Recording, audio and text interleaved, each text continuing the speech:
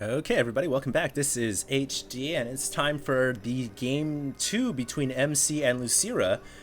This has actually been a really pleasure to cast these two players. Obviously, such high caliber players in the Starcraft 2 world. They are both from South Korea, and I had the pleasure of meeting them both during my weekend stay at MLG. Honestly, I am such a fan.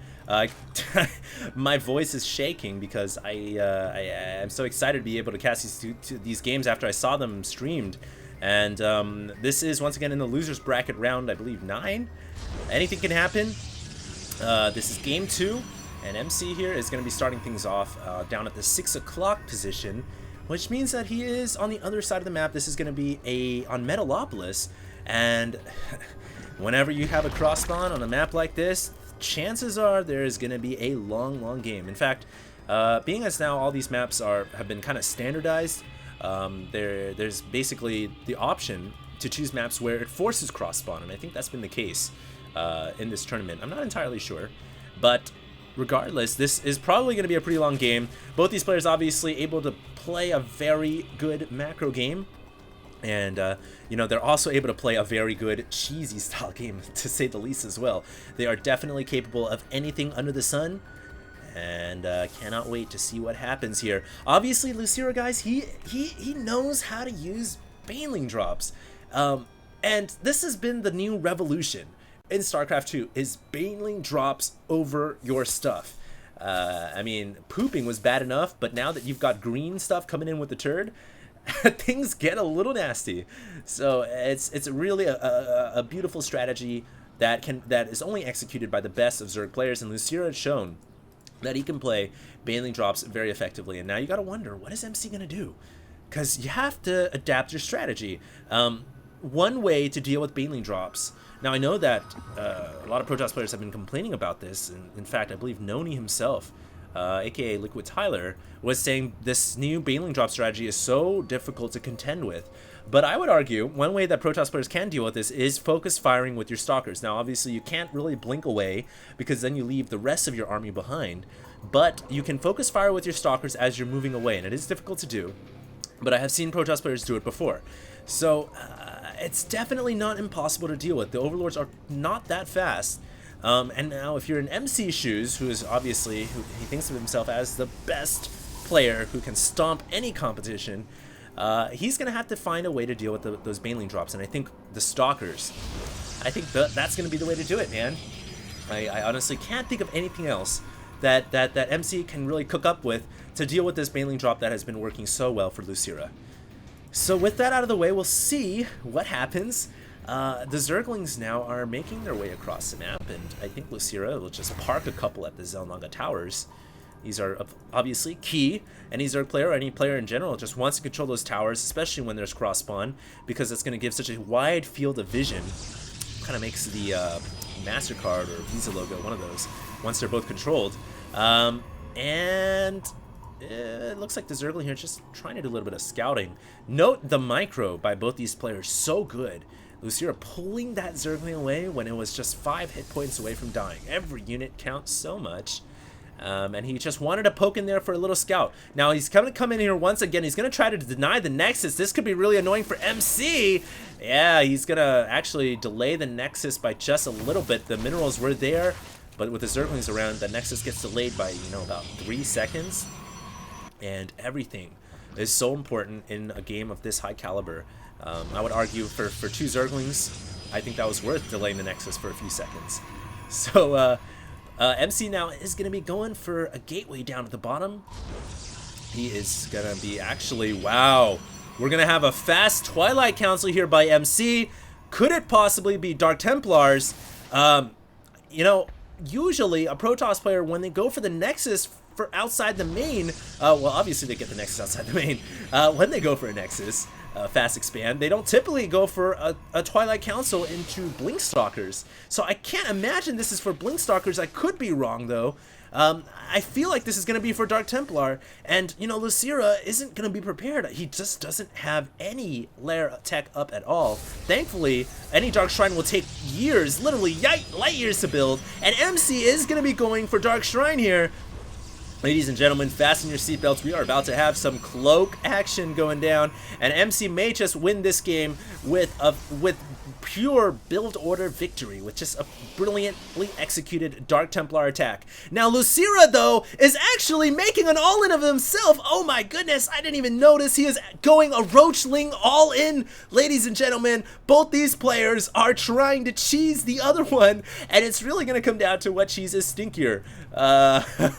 We are putting them both on the chopping block, and it's going to be up to the head chef. Zergling's going to run in here and try to do some damage. oGs.MC, though, he does have a lot of sentries, and one thing that I've noticed about MC is his sentries, his force fields are so good. They are always placed at the right position. Here comes the all-in by Lucira, and MC is just waiting for his Dark Shrine to come up. The pylon goes down, which means everything is now unpowered. A force field, though, shuts off those Zerglings and Roaches at the very last second, not allowing them to run by the gap that was created by the destruction of the pylon. And once again, brilliantly placed force fields by MC, keeping his forces alive. He may actually end up allowing the Roaches in, though, and 4 Roaches make their way in. But of course, now that the Dark Shrine is up, I think we may be seeing some Dark Templars come out. But MC has to worry about those Zerglings at the front of his main. He is going to be able to lose, well, he's going to lose certainly a lot of units here. And meanwhile, at the front and the main, loses his pylon. Oh my goodness, his 2 gateways end up going unpowered. He has a Dark Templar now for attacking purposes, but he loses power to his 2 gateways, and that is not good. He cannot build any more units except out of this single gateway, and now finally, though, killing off all the forces, ends up only having to deal with 1 more Roach, and oh my god, has to cancel his own pylon to get the Dark Templar up here. So that harass certainly played out and paid out dividends for our Zerg player Lucira. Both players actually even in economy, but if we pull up that workers kill tab, 4 workers killed for Lucira. And once again, I just have to say, give your hands up for MC, guys. MC held off that attack with brilliance. There's really no other word for it. The force fields were so well placed. Now MC is going to be coming in here with the Dark Templar, and I don't know why he's slashing the hatchery. He should actually go for the Spore Crawler, but now that the Queen is out, has to back away. I think if he had hit the Spore Crawler, he would have had a chance to actually maybe even kill off the hatchery. Now the Dark Templar gets surrounded by Lucira. Great surround by Lucira, picking up the DT. A little bit of a blunder by MC. And now, once again, Zerglings trying to run in here. Force field, though, is really going to make it difficult for the Zerglings to move around. And Zerglings are one of those units that they're kind of claustrophobic. They don't like staying in closed places. They like to spread out. When you give the Zergling claustrophobia, they are bound to die. That's pretty much what they hate the most. So, great play right there by MC, once again holding off another Zergling attack. Both these players playing an aggressive game of Starcraft, to say the least. Now, of course, the Dark Templars have pretty much been shut down, simply because now there's a Spore Crawler at every single base, with Lucira well aware that DTs are on the map. MC has now switched it over to Stalker play and is getting Blink for his Stalkers, so I think he's going to try to move out with these Stalkers. Ends up getting 2 of them surrounded by Speedlings, but once again, man, his force field placement is so good. That force field ended up saving those 2 Stalkers. You guys saw how it spread out the Zerglings. I mean, I feel like this guy just practices force fields all day, every day. So he ends up saving his Stalkers, is going to be able to get a Nexus now at the 3rd. We have a pretty large migration of Overlords here. I'm not exactly sure what Lucira is thinking about doing with those Overlords, but he is moving them across the map. Got a macro hatch also going down as well, and he is going to try to sneak these Zerglings once again to get around somewhere, but unfortunately is going to be repelled away by MC, who is now getting a, what is this, +2 weapons. So MC is looking really good, guys. I have to say, it is going to be 3 base to 3 base. MC is only really down by about 20 supply-ish, which is pretty much an even standpoint for a Protoss player. Now, MC has also killed off a lot more units, simply because he's been fighting off waves and waves of Lings and Roaches. So I think these 2 players right now are really on a pretty even footing. MC now is going to be actually making an attack happen with Stalkers, a large Stalker majority, and we have a Nidus network going down. Lucira is going to try to go for a Nidus, and where is he going to Nidus a Protoss player? It looks like it's going to be behind the steam vents. Once again, Lucira just showing that he is a top caliber player. He, when you least expect it. I mean, who expects a Nidus worm at the 13-minute mark? I certainly do not. And MC here, his Stalkers thankfully have blinks, so they should be able to get back home in a jiffy, but this Nidus could actually end up doing a lot of damage. It all is going to come down to Lucira's placement and his unit movement. It looks like a Dark Templar here is going to try to make its way in and will not catch the Nidus in time, and the Nidus Worm is building. Lucira is starting to funnel in Zerglings. He's got 3 control group full of Zerglings. He's just going to attack with Zerglings, not going to commit all his forces through, and MC on his headsets, man, in that booth, he hears the Nidus Swarm. He knows something's coming. He sends out a preliminary probe, and he does not like what he sees. There are Zerglings streaming in here from the southwest corner, and actually Lucira making a possible attack from the north corner of, or I guess you could say the east corner of the map, and he is actually going to try to move in. These Zerglings have been dealt with quickness, and I think now though Lucira, his units are not placed at the right spot, ends up losing his photon cannons at the front door. He has some DTs to defend, and wow, Lucira's attack here so brilliant. I mean, honestly, that Nidus was simply a distraction. In fact, MC is still dealing with units that are funneling out of the Nidus network. MC is still dealing with units that are funneling out of the Nidus network, and Lucira's attack actually really smart, but I wonder, did it do enough damage? I mean, you know, he came out here in the back corner with the Nidus Swarm. The Zerglings didn't exactly do all that much damage, but I felt like that was more of a distraction for the Roaches and Lings to attack from the northwest corner. Now, I don't think those Roaches and Lings did enough damage. I really don't. I feel like if they had killed off some probes, it would have been far more worth it and effective. However, I do think that both players traded their armies significantly, and from a Zerg player's standpoint, that is always a winning situation, especially a Zerg who has enough minerals banked up to rebuild that supply. Now we can see that Lucira is still ahead of MC in terms of supply.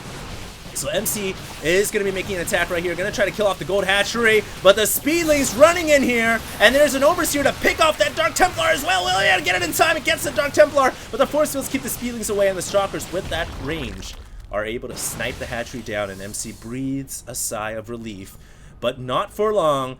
Hello to you too, Mr. Hippopotamus. Unfortunately, I have forgotten to set myself on mute, but that's alright. We have Zerglings actually splitting into 2 different control groups. One of them going right into this Nexus, and it's going to come down to how many probes Lucira can get. He is already at 22 workers killed. He is continuing to do that harassing. He does so well, burrowing his Banelings here, or Zerglings here, but unfortunately, MC has that Observer. And the Observer, of course, able to provide all that scouting that is necessary. But now we actually have a tech switch into Mutalisks. This is completely unexpected. I didn't even know that Mutas were coming, guys. And now Lucira is going to be able to kill off so many more probes, make it a total of 27 workers killed. And oGs.MC is still on the back foot, trying to deal with the constant aggression. This potentially 5 base Zerg, currently at 3, but almost at 5.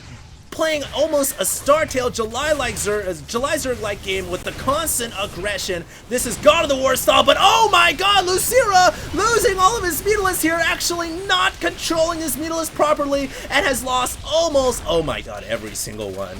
Someone pull out the obituaries, because you are not going to see anything else but 22 Mutalisks or so, all dying, and wow, that could be what allows MC, guys, to win this game. I feel like MC was on the back foot the entire game, but after sniping off 20 or so Mutalisks, all because Lucira wasn't paying attention.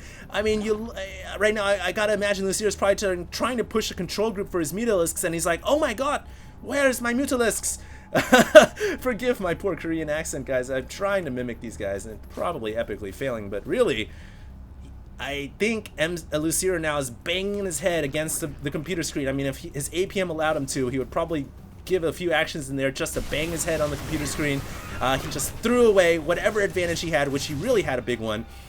And now the Dark Templars are going to try to do a little bit of a sneak by mission to potentially pick off some buildings. Going to go after the Queen, I suppose. But hey, MC now coming across the center of the map.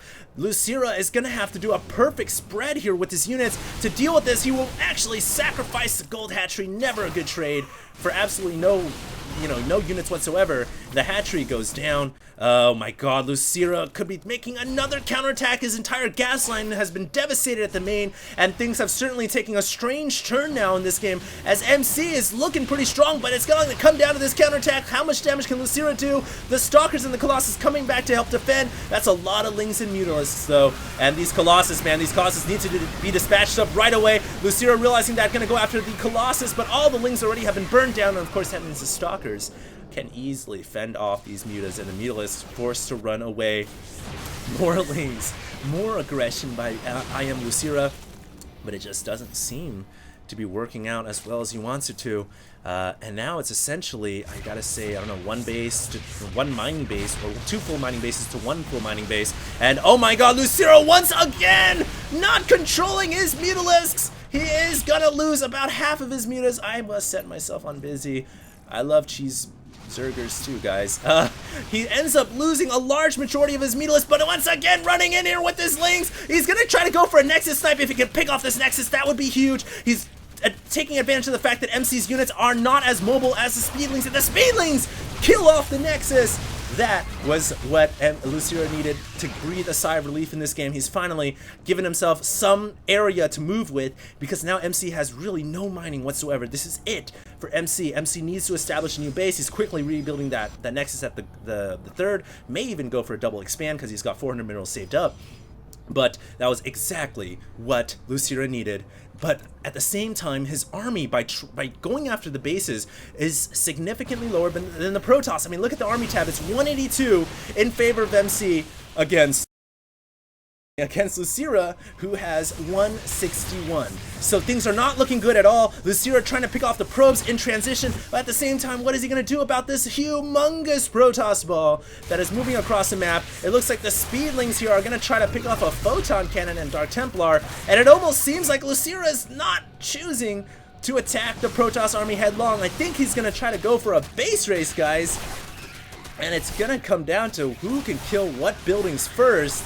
Oh man, if Lucira just had more Mutalisks, if he hadn't lost 2 full control groups of Mutalisks, or even 3 full control groups in those blunders, he would really have like 5 times the number of Mutas that he's got now. But regardless, both these players are going for a base race. MC has killed off the hatchery at the third. He is now moving down to the north and is continuing to ravage the Zerg player's natural. At the same time on the minimap, you guys can see that MC's bases are getting demolished as well. That's a lot of Lings and Mutas as they are continuing to attack the Protoss third. The third has once again gone down for the second time today. A couple of buildings remain. MC is going to be relying on Archons! Archons here at the last minute, and this is going to be huge. Those Archons are going to be able to do so much damage to the Lings and Mutas. But looks like there's enough Mutas to dispatch of those pretty quickly. Lucira runs in here. He's losing his main though. The main has gone down, guys. And man, Lucira, I can't help but wonder if he had gone to Hive Tech a little sooner, if things would have been a little different. I don't know. It's still a base race situation, guys. And what building does Lucira have left? He's got a Roach Horn and an Extractor and a hatchery that has been hidden in the bottom left-hand corner of this base. I don't think MC sees it. No, he does not. And Lucira may actually be able to kill off MC's buildings. MC here still has a lot, certainly. So this, I don't know, guys. It's a base race situation right now. It's all going to come down to whether or not MC can find this hatchery. In fact, his units are actually moving down there. Drones are now forced to fight for themselves. The gateways have gone down. And it looks like the hatchery has been found. Lucira GG's as this hatchery explodes.